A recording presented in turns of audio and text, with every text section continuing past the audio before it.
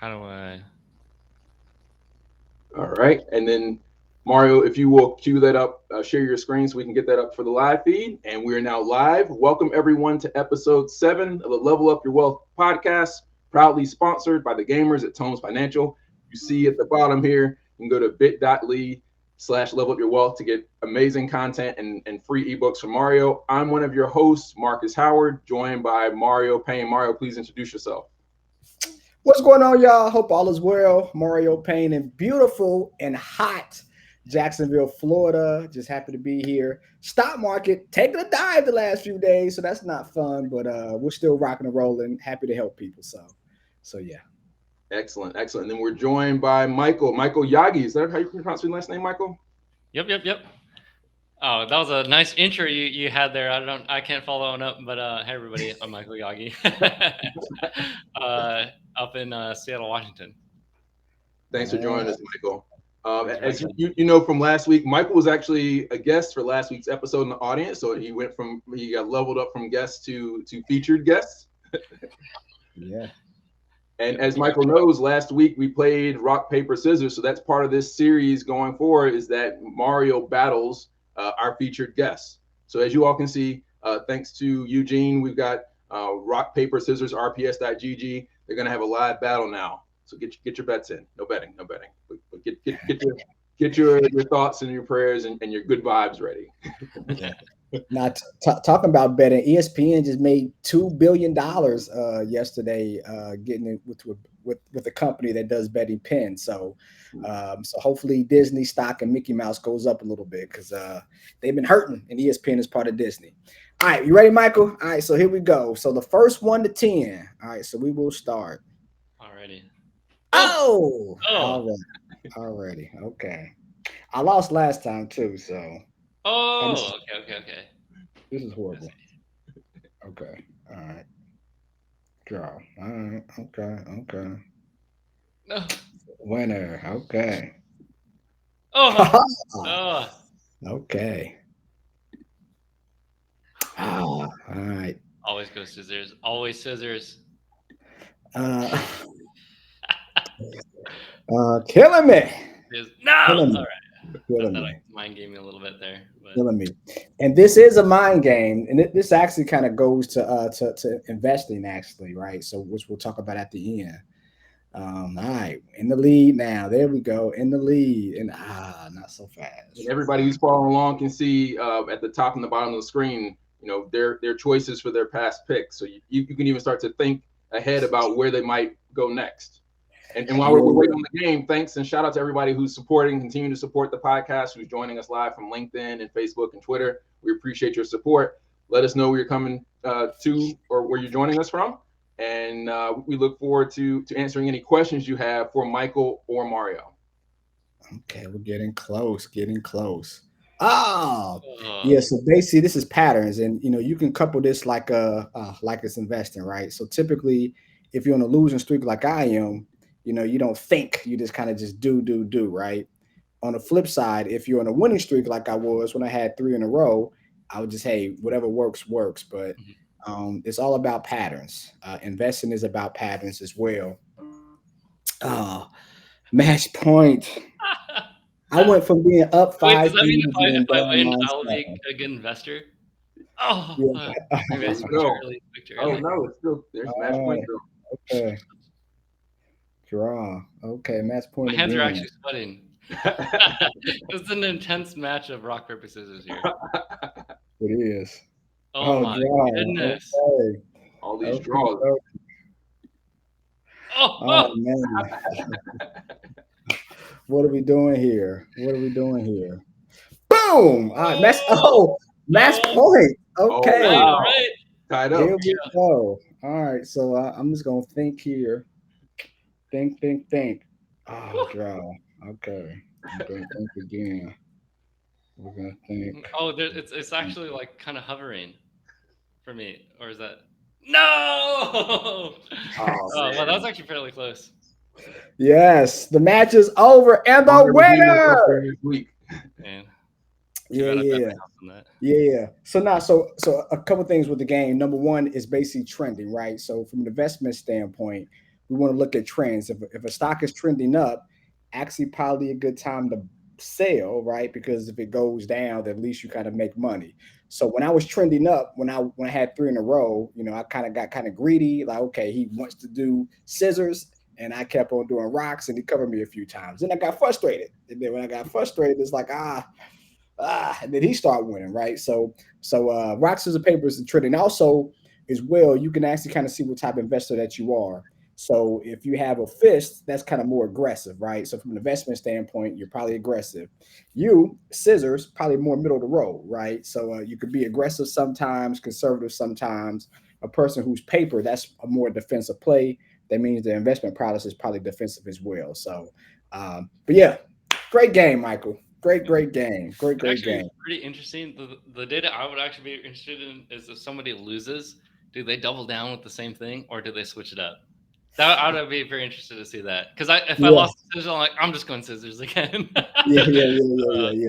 Yeah. And that's that's the same from like an investment standpoint as well. Like sometimes like we buy stock is going down. It's like, well, it has to go back up. But if the technicals are bad, the fundamentals are bad, just because it's down at a lower price doesn't mean it's going to go back up. So if you double down, you might lose more money.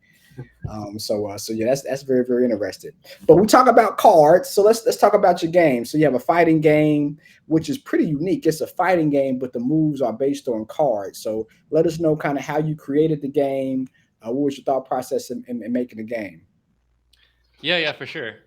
So Genuine Games, it's spelled a little weird. It's GENUN, but Genuine Games, it's kind of the reason why we started making some of these games is really we wanted to kind of target more niche genres and bring them up to a wider audience. So rather than going for say your big FPS shooters like extraction shooters, Mhm. battle royales, or MOBAs, League of Legends and Dota for people that are familiar. Really, what we wanted to do is target genres like fighting games that people have just really fallen in love with. That they always go back to. There's always new fighting games coming out, but they're typically not considered the most successful kind of titles. And so part of it is because the games are just hard to play. To be honest, it's very Mm. competitive. So people like that. But if I'm playing with my friend, actually when people got me into it, they're like, "Yeah, it's so much fun. It'll be fun after the first 40 hours. Trust us. You just need to first do that." And I was First like, 40 hours. okay, if I wasn't working with you guys, in the same company, I don't know if I would invest this time. But that's one of the reasons why it's just a steep learning curve. And so what we did when we built Uppercut is really we want to expand the audience, right? And so we want to hit like more so of a mid-core audience. And so what we did is we took the hardest part of fighting games, which is the controls and the reaction speeds, and we mapped them to playing cards. So Mm. instead of putting inputs like on a controller, actually I have one here, but normally when you're like competitive playing a fighting game, you actually don't even use a controller. You buy a custom fight stick, right? And it takes a long time. So what we did is instead of doing like quarter circle forward for a attack or something like that, it's as simple as dragging a card and saying I'm going to play this attack, and it gives you a little bit of time to think in between. So you can say I'm going to dash forward, do a block, dash forward, and then uppercut him, and then so you both submit cards at the same time, and then it kind of resolves in real time and plays the next couple actions, and then before it slows down, and you kind of go back and forth between this planning phase and fighting phase.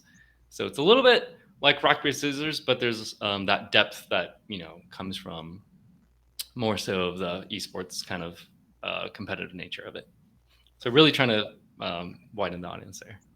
Now that's cool. And then hello to Asher, to Patrick, to Daniel from Chile. So awesome. And so I'm a console person, right? So I love my Madden, I love my 2K. I'm a console. I know a lot of gamers play just on their phones. A lot of people use PCs, but I'm old fashioned. I want my big console with my Xbox or the PlayStation.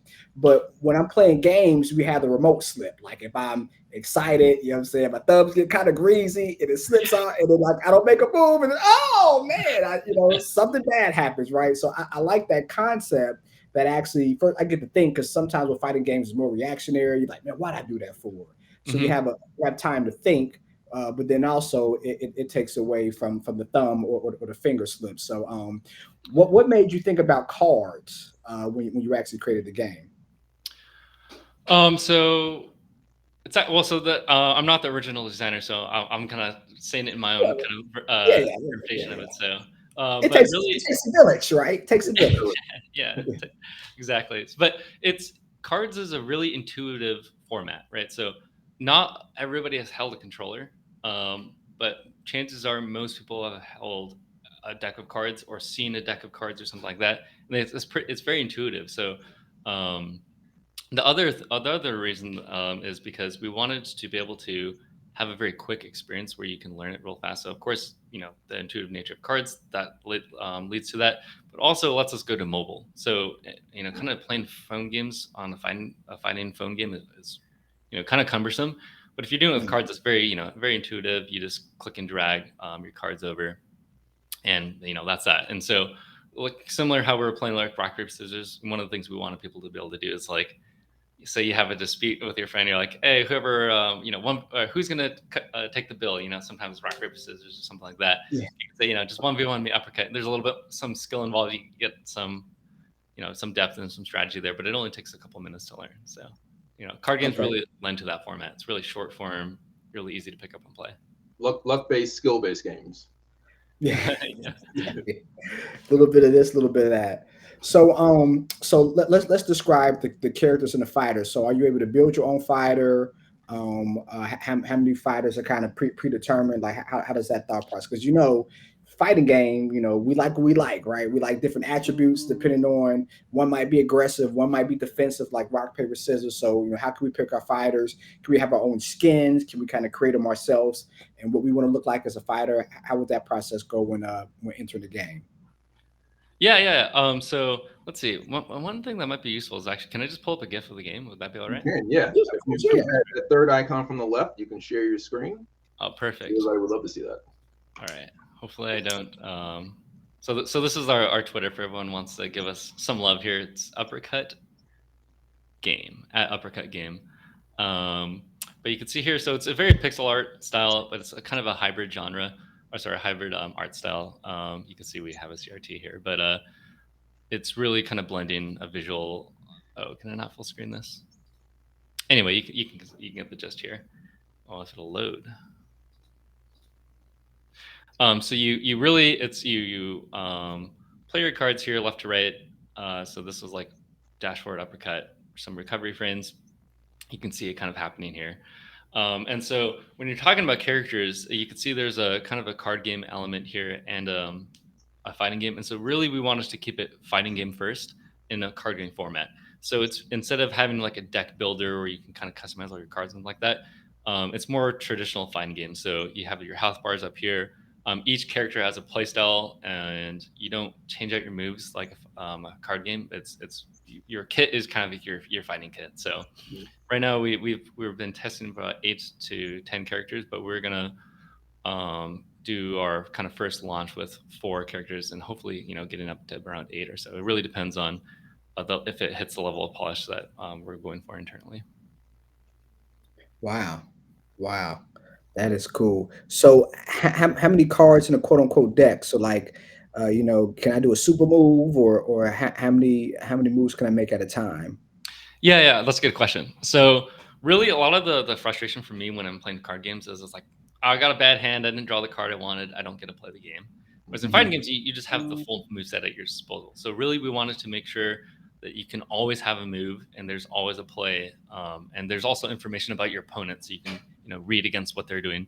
And so part of that is making sure that there's not too many moves, so that you can always get a rotating hand of it's not like, oh, I didn't draw the 1 out of 100 that I needed, right? It's Yeah. so the move set is really about, I think, around 15 moves, 12 to 15 moves, and you have about 7 cards in your hand at a time. So really, you can always be doing majority of your move set, and you also redraw cards, of course. So, and some of the moves, like you said, a super move, if you see here, there's like a line in between some of these. Those are called multi-frame moves. And so it's not a Mm. super move per se, but it's a kind of more empowered move that takes up multiple frames, as we call them.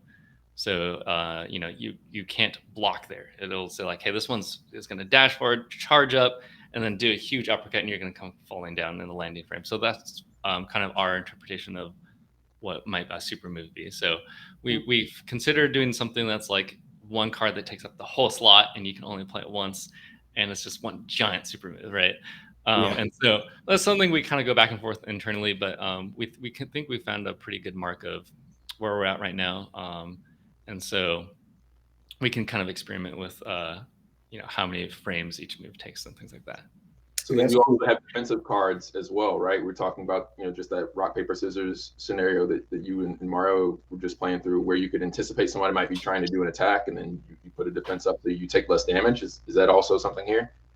Yep. So it when people start playing the game, it feels very rock paper scissors to them in the beginning, and they're like, I'm kind of just guessing. But then when you start, maybe after the second game, you're like, oh, it plays like a fighting game. You can move left and move right, so it's like now there's spacing. You're kind of going in and out, dodging attacks, getting out of their range. There's also that kind of mind game element of you can see what you might be able to see here is kind of at the bottom here. There's this little border. We call them frame incentives. So both players have them, and you can customize where they are. And you could see, they're trying to play around frame 5, and you're trying to play around frame 1. So you want to block around theirs and attack around yours, right? Is the very intuitive, high level thing. So of course, everyone's going to be trying to do mind games around that. So really making sure that it's not as much guessing games as it is spacing, and you're reading your opponent, and a more execution heavy than kind of luck based. Okay. Now let's talk about the actual animation. So, how long did it kind of take to create the game, to do the animation? What was the thought processes in building the characters? Yeah, yes, great questions. The animation is something that we really take pride in. So you could see here, it's very pixel art, and so one thing that people kind of think about when they see pixel art is like, oh, it's a kind of low poly. It's very easy to do. It's kind of low effort. When it's actually not quite that true. So really, the team is very tech focused team with engineering backgrounds. So we don't have a lot of art experience on the team. So we've been building the game for about 2 years now, but it's pretty much been mostly just engineers and one artist. And so now we just started reaching out, and we're engaging with an art studio called PTW.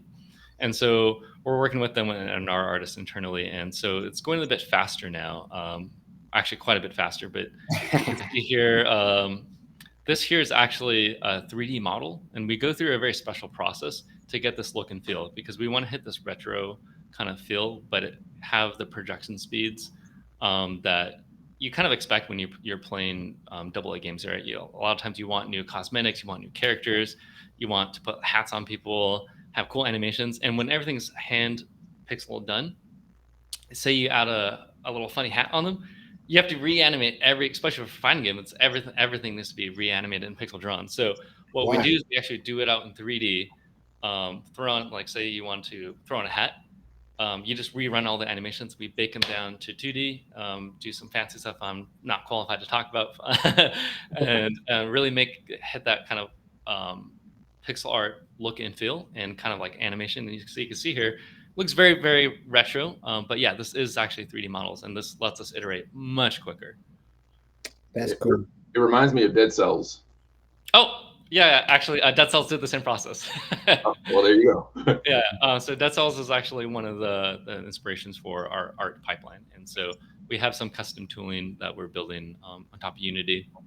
Lets us move a little bit, get more fine-tuned controls over the bones, all the joints and stuff like that, so that we can have more fine-tuned control of at this frame spawn a particle from here, right? So that's what some of the team Yago Descent has been working on. And some of the things that because we're kind of proud of that we haven't mentioned directly, but is like it's definitely a blend of high fidelity and pixel art. So some of the environments, there's high fidelity water and reflections. Some of the rain will be, some of the lighting is kind of mixed, right? So you can see the pixelated lighting here, but on the other side, it's actually high God rays kind of coming in and things like that. So there's definitely kind of a mash there that we're working really hard to strike that balance of something that's very hard to replicate, but very just easy to see. You're like, oh yeah, that's just very identifiable right off the bat, right? But there's some charm to it. That's cool. And then if you have any questions from the chat, you guys can definitely chime in as well. So let's talk about the business side. So you said It's basically taken 2 years so far. So how much longer do you think it's going to take to basically release this to the public? So we will be going to PAX West. If anyone's going to be there, we'll have a booth. So you'll actually be able to play the game there. And that will be our first kind of public play test of it. And so what we are doing, what was the line? Sorry. What we're doing is starting to roll out like a private invite, kind of private access. And so right now we're in pre-beta, and we expect to release sometime early Q1 of 2024.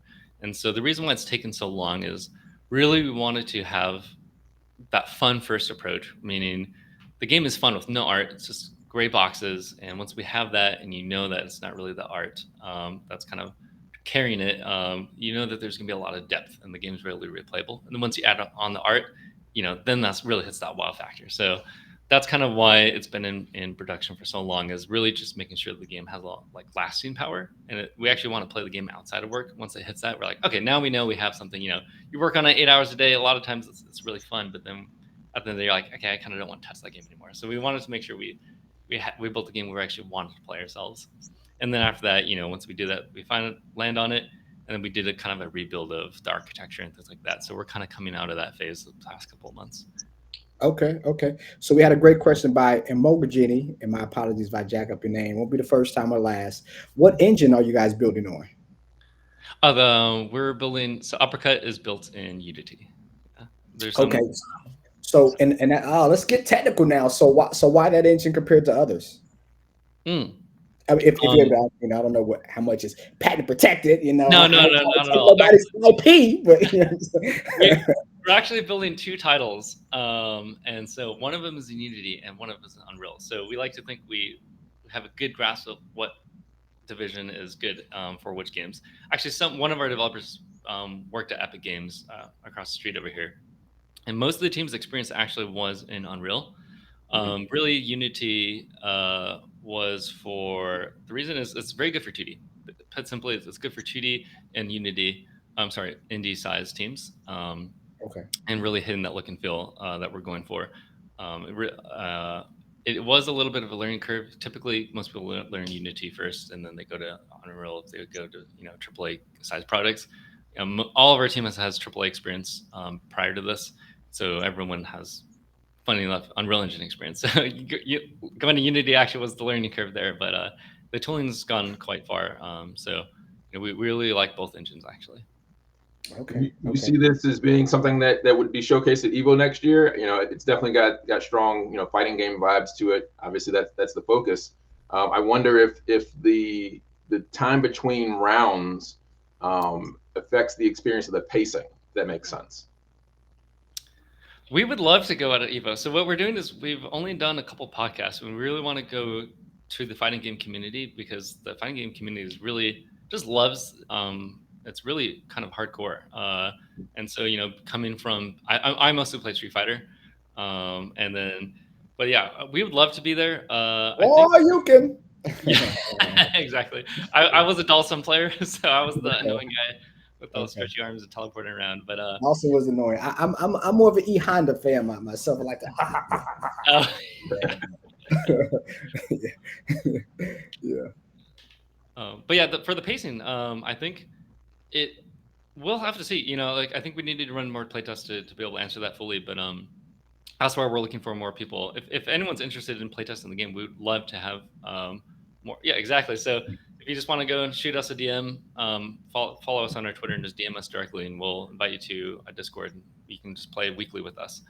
And so, but one of the cool things about the game is because it's kind of like it's you know, there's that planning phase, and you have the animations playing out. You can play the whole game. You know, it might take you 3 minutes. And then by the time someone ends and the KO happens, we can play back the whole fight without the pause in between, and it looks like and the goal is to have like a very gifable game where it takes like a 20-second thing and it's like, whoa, you know, what game is that, where it's like perfect execution, all this. We have the flexibility of, because it doesn't have to be, you know, exactly 5 frames for a move versus 7 frames, and if it's 1 frame off, it's going to be unbalanced. And because our games our moves are represented as cards, you know, we can be like, you know, we want this the camera to zoom in real close, do a little kind of uppercut, or sorry, like a different angle, slow down time, and then the impact happens, right? We have that flexibility of, we like to, our designer calls it like, we're fight choreographers. That's kind of the way we're thinking about it, like really making it look and feel impactful, where we have that, kind of extra degree of freedom. So what about like seconds per round? We play some games it's just way too long. Some games a little bit too short. So like seconds per round. This is some type of like algorithm or study out there that you guys have. You got to tell us, but you've researched or that you can kind of get that sweet spot of like gameplay. How long seconds wise are going to make a person play again, and how they're going to quit. Like how does that process work, and how many seconds per round is it? On average, of course. I mean, of course, we got okay, people who don't fight at all, but Yeah, I feel like I'm kind of dodging the question here when I say we need more playtest data, but okay, part of it is that. But we definitely have a good sense of what we're looking for, right? We have a target, and we want collecting the metrics for, building out so that we can collect the metrics for exactly like when people, what's the differentiating between someone like submitting and waiting, right? So we want to start collecting that so we understand. But to basically answer your question is, we want the game to be on mobile as well, and you're not going to sit there for 5 minutes just waiting for someone to play, right? So how do you gamify and make that feeling of a real fighting game, right, where there's urgency between your moves? And so if you notice, there's kind of left right grid of the order of execution. So one thing we experimented with in terms of turn timers is, maybe after X amount of seconds, maybe 5 seconds, the grids start locking, like you can't play anything in the frame 1 and then frame 2.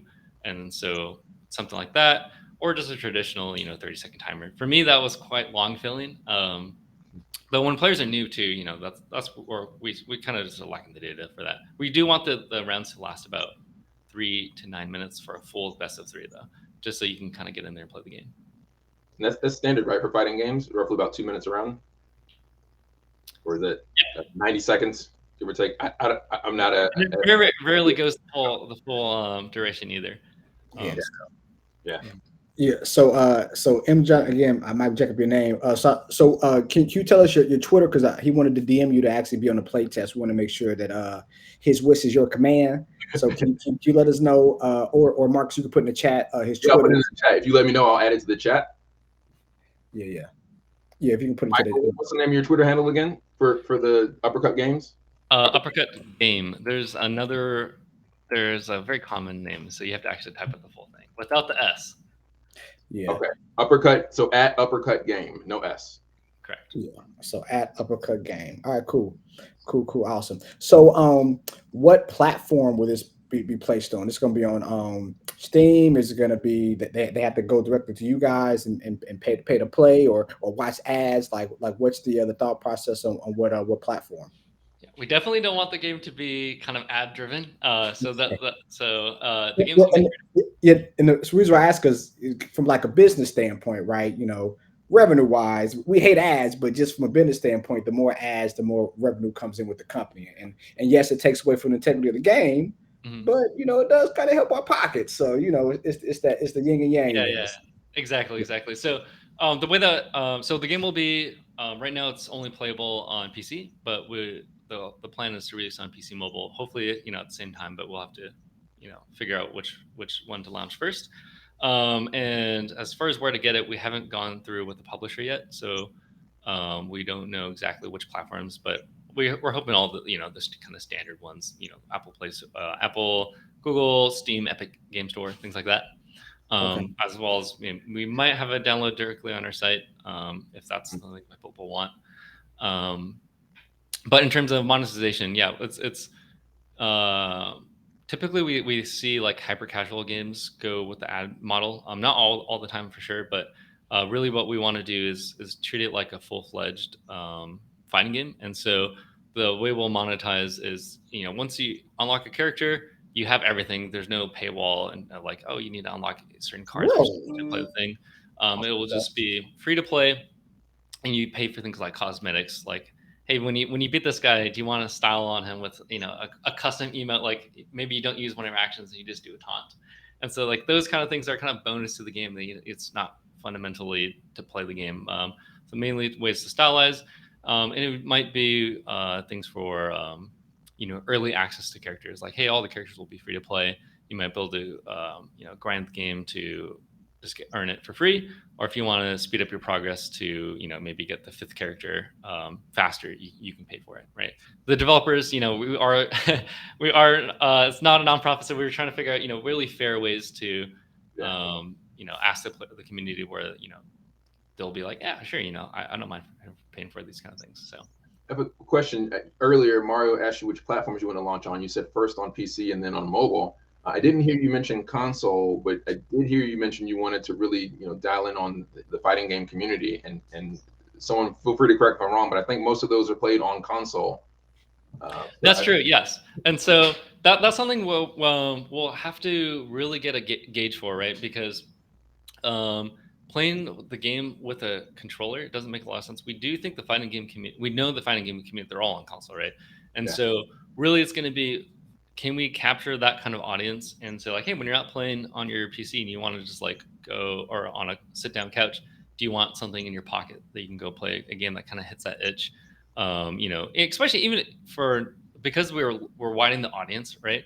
We want to make a game where people that play fighting games they can play it with whoever, their friends. Like, oh yeah, like if you don't want to learn Street Fighter, just play Uppercut with me, and so they can play on PC, they can play on mobile, and so really that's kind of the way to get as many people's hands as possible is what we're thinking. And the form factor is, the control scheme is really suited for mouse and because it's clicking and dragging cards. I'm sure we could figure out a way to do console if the demand is there though. But for us, you kind of have to pick and prioritize, which one's going first. So that's definitely I chose mobile and PC for that reason. Yeah, and 60% of the market is mobile, right? So that it makes sense that you definitely lean in on that. Yeah. So I know Q1 is the tentative release day or the tentative soft launch. And if it's a soft launch, then when's the tentative release day or quarter? So the way that we actually want to do it is kind of like we want to roll it out in sort of phases, and when we hit metrics where like, hey, this is when people want the game, right? We can see from the like how many times people are coming back to the game, how long they're playing it for, and so our kind of release strategy is a little atypical in that we want to open it up to community clashes, for example. So we would say, hey, Double Tap Podcast, we went on there like, hey, we're going to invite you to playtest, and eventually we will let your subscribers and your community join and battle against other communities and really start slowly opening that to more and more playtesters. And then once we see a healthy people amount that are inflow of people coming to the game as well as coming back to the game, and we're hitting the metrics, really that's when we'll release, right? Is we want to hit that as quickly as possible, obviously. And so we're really excited to start rolling that out. Actually, we're putting together the kind of the rule set for that for people to start getting involved. And so what we would like is to have the full version of the game by early Q1 of 2024.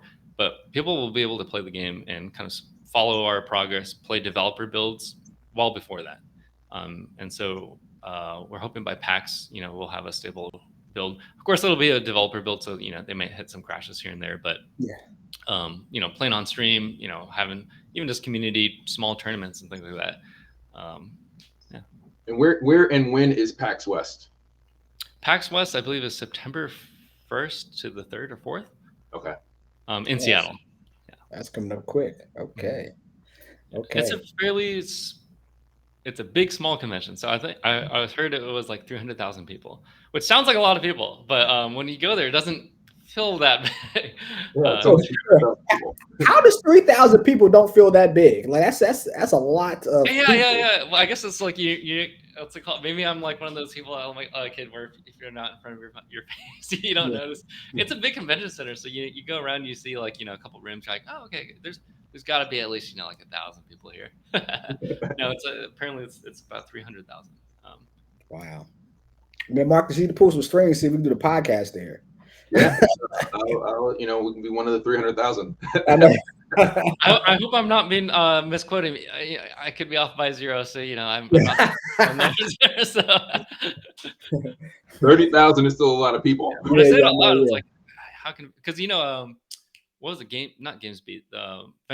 what's the one in Germany? The really big one. Gamescom. Gamescom. Yeah, that one's like in the millions, right? Oh, maybe. I don't know. I've never been. Yeah.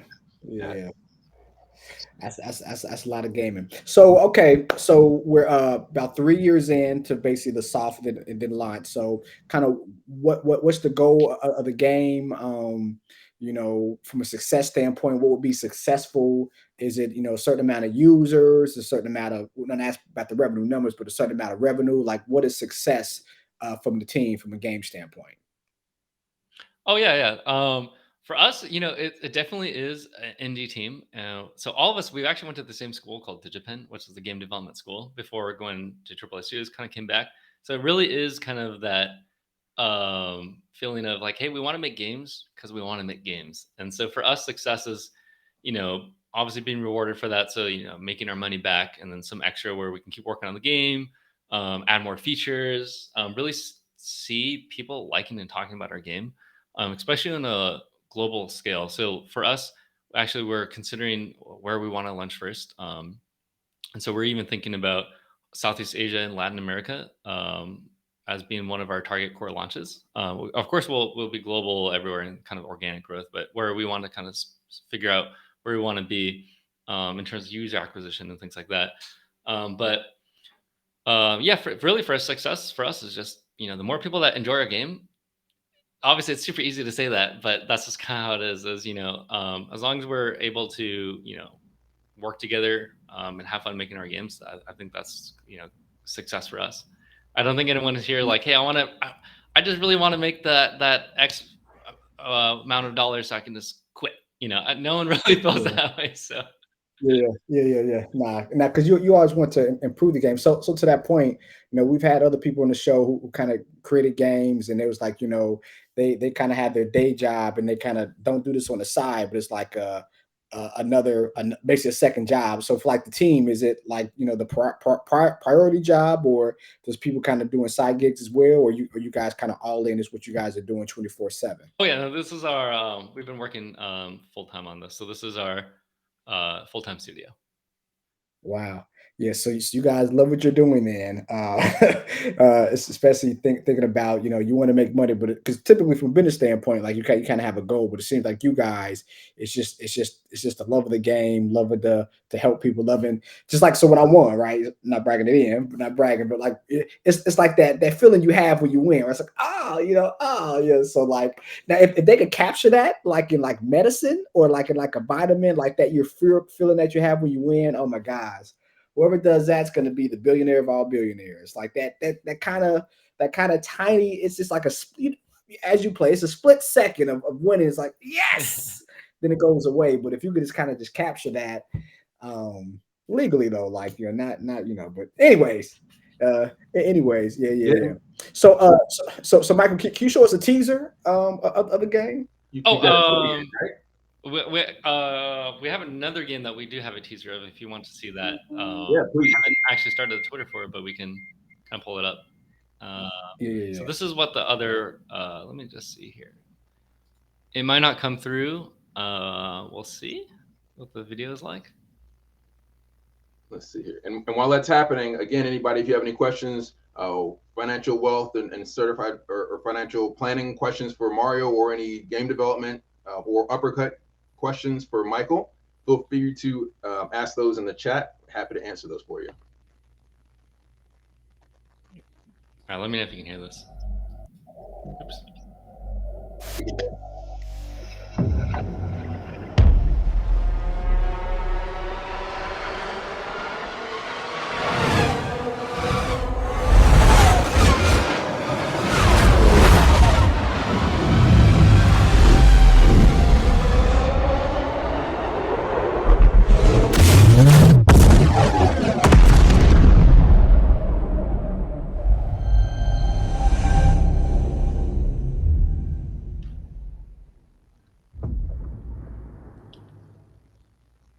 So you got a racer you're working on. Exactly. Yeah. So it's definitely a development teaser. Some of that, actually, a majority of that is shot in engine, so that's kind of what you see is what you get. But it's really what we wanted to capture was again a niche kind of genre, which is racing games, and expanding it. So the way that our approach to do that is really just making that kind of cinematic gameplay feel like when you watch a movie, you're like, I wish I could just do that. I was like, let's just capture that because one of the reasons why it doesn't feel that for me personally when I'm playing racing games, because I play most genres except for racing, is it doesn't feel that fast once you're going fast all the time, and you can't really do these crazy movie stunts, and the controls are not that gamified, right? It's like either a sim or you just hold left on a stick and you kind of just cruise through, right? And so really what we Yeah, wanted to yeah. do was hit that esport realm of really rubber banding the intensity and speed of the game. So you don't go fast all the time. You actually have to slow down to take a shot. So it's kind of a racing battle royale where anything goes. You can use a railgun to just one shot somebody. But in order to do that, you have to give up controls of your ship, take out your gun, charge it up, shoot a laser, and then go back into your ship and kind of do a really fast warp, which what you saw. So the speed is definitely very highly varying. We've done a lot of work into the net code to allow for really fast moving over the network and kind of going for that battle royale. Yeah, battle royale, I kind of use it kind of loosely. It's more of a death race, I guess. But I use Yeah. that term because it kind of instills that you know battle to the death kind of racing game. Yeah. So we had a question. So from about the uppercut game. So people often get attached to characters in fighting games, which is true as I talk about.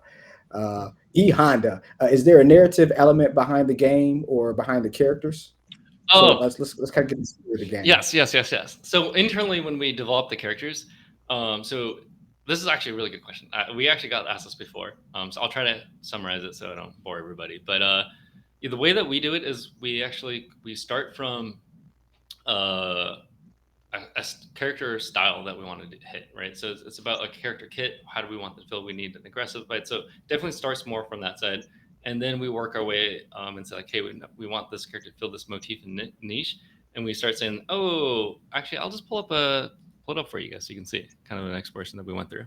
Um, and Yeah. then so when we start kind of hitting that, we start saying, like, okay, if a character that played kind of hit and run, what would they look like? And then so let's see if I can pull it up here. Uh, Here we go. I don't know if there's a thread here for this. So you can kind of see some of our thought process. We definitely go through and we see, then we start going into if they're hit and run, they do damage over time. They're obviously a poison kind of character. Do we want what kind of elements capture that poison thing? Right? What if we just made them a mushroom? Right. And so we definitely do a lot of exploration there. And then we do the backstory from there and say, like, okay, where would a mushroom come from? What would they act like, things like that. And so when we send it over to our artists in the art studio, they ask for things like, is this a old man character that has lots of wisdom that wants to kind of like move slow and lumberly, or are they going to be like kind of more of a goofy thing? And so really it's going to be like, how do we imagine this character being in our heads? And when we do that, they start coming to life in terms of form and personality, and we really hope that comes through when people actually get to play our game. And you can see here, like, this is quite a lot of variation. This is the same character before we landed on the mushroom design of the expression that they went through. And then, but once we start doing that, we can really add a lot of the lore, because we know that we have a couple of regions, and we built a lot of backstory into the game, and we want to do really creative storytelling. We want to make sure that it's not really up in your face, but when people want to like start exploring and learning more, of like, oh, this character is, they have the same like emblem on their artifact of their power weapon, or that artifact looks like it came from this part of the world. How come this character has it? Like, or what are the artifacts? Like, how come some characters, like, start really doing more question based, and the game is going to be able to be fully played without kind of diving into the lore. But for us, it's at least for the designers, it's a really kind of core part of the game. And so kind of my ultimate goal is to have enough story where we can do like comic book or something of this, but it's more on building blocks. So we leave enough creative freedom of like, here's all of our story. We thought about a lot of stuff, but it's very flexible inside of it. So we don't feel like it has to be exactly this. Like, hey, there's a religion based off of these artifacts, and this from this time period, and everyone in the world should be wondering where they came from, how this power got to be, this kind of thing. And so that when we work with, say, somebody that like they do comics and they just like the IP of the game, they can come in like, hey, yeah, let's collaborate here. We'll let you guys do a little mini series and something like that. But there's enough of a lore and backstory per character that they can go in and do that, right? So whether we tell the story through the game or it's elsewhere, there's definitely a lot of backstory to these characters. And that's the perspective. Have you considered esports as part of your strategy? I don't know if I think you and I had this conversation before. One of my favorite games ever is Knockout City. Rest in peace. They didn't consider esports when they launched, and it caused issues with retention for their users. Great game, still I think didn't get as much limelight as it deserved. But I think that's important to think about. They were missing features like spectator mode and just different core features that you would need if you wanted it. They didn't. I'm not even saying they needed to have like tier 1 professional teams playing the game, but they didn't have that piece of it in place in order to keep people coming back and nurturing that community. This is a very hard question to answer, but something I'm very passionate about. So we talked about this before, Marcus. So yeah, I'm coming from a background of esports as a player. So I've played a lot of these sports, whether League of Legends, StarCraft, Call of Duty, shooters, whatever it is, even mobile like Clash Royale and things like that. Mm-hmm. And so I definitely wanted to be an esport. Really, the kind of devil's in the detail, to use that phrase, is what does being an esport kind of give us? Like, is this like, how do we actually do this out in practice? You can't just throw out esport at the end and be like, yeah, we're an esport because we put some money into it, right? So is the game competitive? Does the competitive integrity? Does it do well to format, tournament format? Does it do well to being spectatable? Does it feel fair if you win or lose? Does it have that kind of intensity that people want to see in a traditional sport, right? Is it going to be so competitive that it kind of blocks out other non-competitive players, right? And then also too, like, how do you monetize esports, right? That's something that I know that you guys have a big background in. And so our one of our advisors is the ex-VP of strategy at Epic Games, or principal strategist. So he worked on, Fortnite and a lot of those titles. And I've had the privilege of talking to the VP at Blizzard, as well as some people that run esports at Riot Games. And, so definitely really trying to involve myself very heavily in esports. And really, it's kind of the hard part is you really need to do it correctly in that the community decides that it is an esport and they self kind of host these tournaments and things like that. So it's not really the publisher's job to stand it up, but really give them the tools that they need to self-govern and make these tournaments, so that you're not just saying like, hey, it's a user acquisition. If I put in this much money, do I get this much out? It's really hard to even make that data decision, right? So really, the short answer is yes, we would like esports. It's really about being very cognizant of how we get there, right? And making sure that the community can thrive. And so that's what the Creator Clash is really kind of a step toward that, to really do that. It's like when we open up a whitelist, is you join as part of a community, and you're kind of playing versus other communities. So there's kind of a little bit of a competitive nature there, where you're trying to like get more points and things like that. So we'll kind of slow roll out there, but definitely we have talked to other esports organizations, whether it be Genji Esports, a lot of esports actually, kind of getting ready for those conversations. Yeah, and we had a couple, because we run up on we had an hour, so we want to make sure we respect your time. We had a couple more questions though. So the first question is the racing game that you just demoed, and thank you for that. So is that game mainly a battle royale type game? Is there any other modes featured in that game? Oh yeah, okay. So the primary mode that we will be launching with, again, given playtest feedback, what we kind of envision is it's a racing game with combat. So it's I don't know how to describe it. There's a lot of kind of racing movies out there, and so really it's kind of it's racing first where anything goes. So you're trying to get to the finish line. You might not make it, right? And so we want people to play the game how they want. So Mm. what I mean that is some people want to win the race by just racing. They're like, I don't care about combat. I'm just gonna be the fastest person. And some people are like some people just have they put too many hours in this game. I'm just gonna get that guy. I'm gonna snipe him when he goes across the finish line. And so it's really point based. And so we have to tweak the values of how you earn points. But you earn points based on your finish place. But also, like as long as you're in first place versus third place, you're getting constant points. And so you might, if you're in first place the whole time and you get past the very end, you still might end up with more points, right? And there's also points for combat. So some people might like, if I finish fourth, but I get 2 kills, I take out 2 other races, I might end up first, because it's really just the strategy, and we want the meta to be constantly evolving, where there's no just like this is the best thing to do, right? That's kind of the other part of the esport is you have to make sure that people constantly invent new theories like, no, this is the best strategy, this is the best strategy, Yeah. and you have to change in game, like there might be the same track, but depending who you're racing versus or what's happening live in the game, it's not gonna. The strategy might evolve from go fast all the time, just hold straight, to like, oh, like this guy, he's got a huge bounty on him.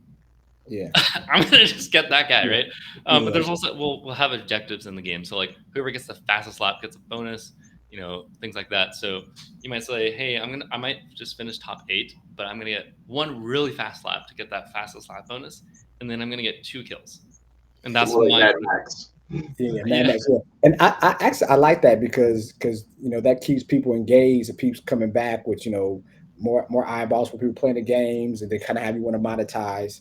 And so we had one more question from Vice Grip Brown. That sounds like a 70s band, right? Vice Grip Brown. That's like one of those black exploitation movies, I guess, right? So he said, do you guys do animation music? He made a song on his Twitter that I guess is pretty cool. Now I guess has to be pretty cool. And he want to know if your studio makes animation videos. I want to create an animated video for these songs. Oh, if you want us to make a video for your things, Yeah. that's not something we do. I mean, if you want to kind of use our IP or like do a music video over like a fight sim or something like that, definitely go for it. We don't have any. We want people to make content using our stuff, so feel free to do that. Get some cool clips in the game. But in terms of making music videos specifically for you, that's not something that we've done now. Yeah. Cool. Awesome. So run up on time, but we always ask a final question. So I do financial planning for a living. I'm blessed to help people manage hundreds of $1,000,000. So kudos to me.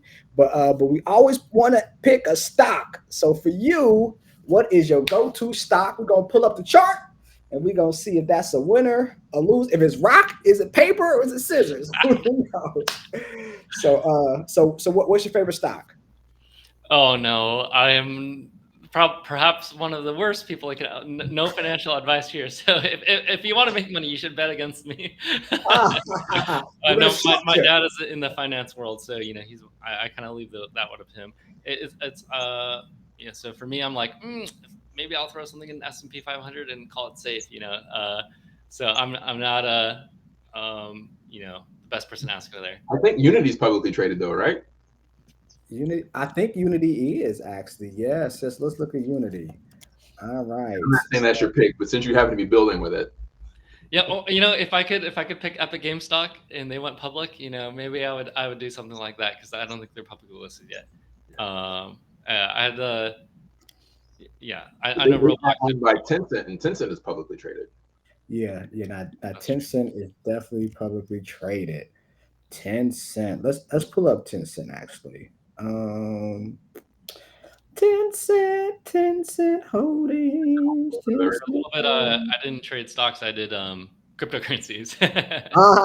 Crypto. Okay, crypto. So as I pull up the chart, so what do you feel about crypto? You think it's a flash in the pan? Do you think it's here to stay? What are your thoughts about crypto? I definitely like what it's going for, like Mhm. financial freedom, things like that. So I really like kind of the mission behind it and what it enables for people. But I do think a lot of people kind of get caught up in kind of the buzz and the craze behind it. So, it's a love hate relation. Like there's a lot of kind of fanatical people that are in the space, but I definitely love it. There's definitely a use case for things like Bitcoin. There's so many cryptocurrencies that it's hard to keep track of them all. I do Yeah. like Bitcoin in general, and um, the utility. I like what I say is I like the blockchain in terms of cryptocurrencies. That's something that's highly up to skepticism. So kind of leave to that, but the technology behind it actually, being a software engineer previously, I find it very interesting. So some of our games actually, we there's a lot of kind of connotations around Web3 and blockchain. So for us, it's just like another database, to be honest. Just So we another kind of Yeah. leverage it in that sense. It's like Yeah. a yeah.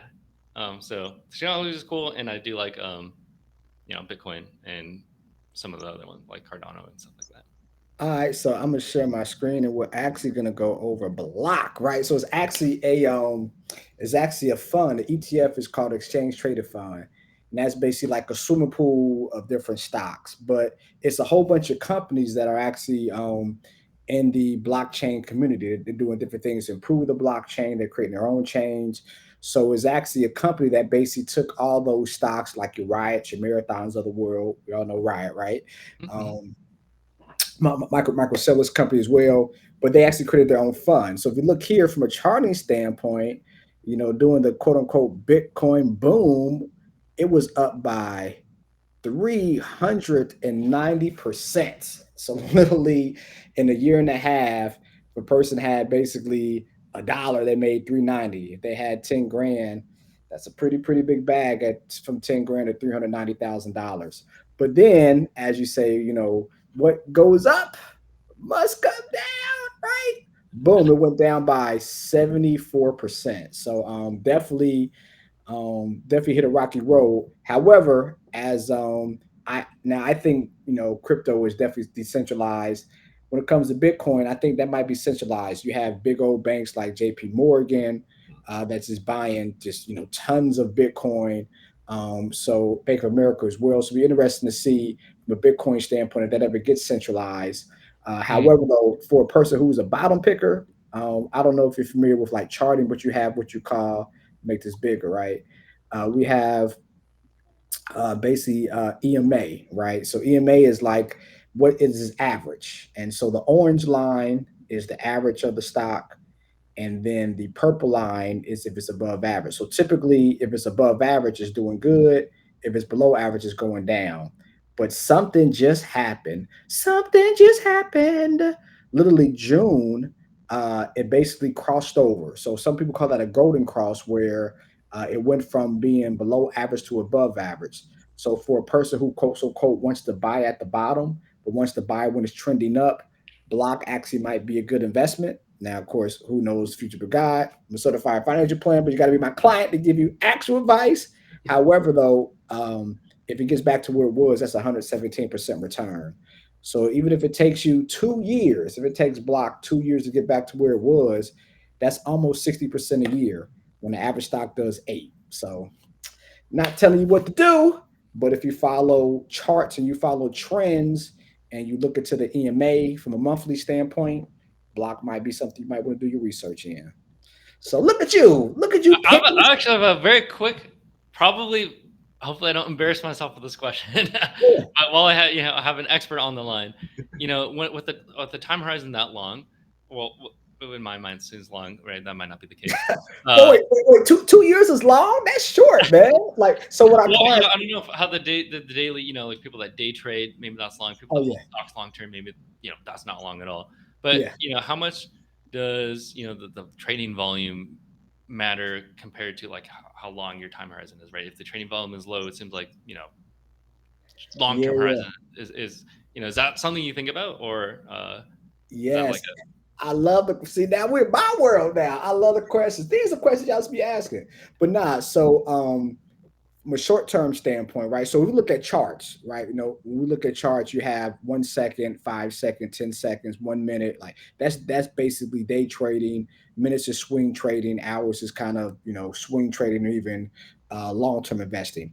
But volume comes into play if you're day trading by seconds or minutes, right? Because the more volume a stock has, If it's trending up, so again, if we kind of look at the EMA, it's trending up, right? So if it's more volume that's trending up, it's going to push up the stock, right? Think about Barry Bonds. I know you're on the West Coast, but he was juicing. Him and Mark McGuire, they were Sammy Sosa. Sammy Sosa don't look like what he used to, but but Sammy Sosa, they were juicing. So if it's juicing or it's trending up, if you have high volume, it's going to push the stock higher quickly. So the more volume you have from a day trading standpoint, yes, it does matter. From a long-term standpoint, if you're going to hold something for 6 months, a year, 2 years, the volume really doesn't matter as much, right? Because you're going to have good days and bad days, days where the volume is rocking and rolling, days where the volume really does not matter. So long-term perspective, volume doesn't matter. But if you're day trading, if you're getting in and out of stocks, then you definitely want to look at the volume. Mm. And also another thing to think about as well is RSI. RSI is called Relative Strength Index. So if the RSI is high, that means it's probably overbought. So if you want to short or kind of make money when people are not making money per se, that's when you want to actually sell. When the RSI is low, that means it's probably at its bottom, and that's a way for you to kind of get in at the bottom. When people are selling, you want to buy. So say, oh, my video was freezing. Oh no, Now the we internet heard did you. not want me to reveal my secrets. Can you heard you. We repeat the heard last you. 5 minutes you cut out? Oh look. No, Okay. I'm just joking. Yeah, Okay. we heard you the whole time. Good. That was a good one. Yeah. That was a good one. But yeah, but not the answer to your question though. Volume is important if you're day trading. I have one last question on my end. If Yeah. I'm actually very curious. So again, preface: I don't know anything about lickety split about trading. So what the question I have is like, how much can you see like people like a order book? Like, can you see what what people's orders are, or is that like hidden? And or do some people have access to that if you're running like these? And then like the other thing is like, are there things like like people that like banks or institutions that supply liquidity, like market makers? Like the concept of that to me is like super foreign, and like at some point they can you make decisions based off of if you can understand like who's supplying liquidity. Like this is typically when they're because they probably move money like way more than like the Oh yeah, small yeah, guy yeah, like myself, right? So yeah. can you trade based off of your understanding of like, hey, when this bank gets in, this is their pattern before they take profits. So can you make informed decisions based off of that, or is that just completely abstracted Yeah. information where you are obfuscated information? No, now you can. So like it depends on what platform that you use. So this platform that I was showing was a Trading View. They had that option. A Webull, which is another for like your day traders of the world. It's another platform you can use, and they show that. The issue is though, right? So if a typically when you have a large market maker, which is a market mover, if they put in a big block, that stock is kind of already ran, right? So what you don't want to do, you don't want to get into something where they made an investment. Now that stock ran up by, let's say 1-2%.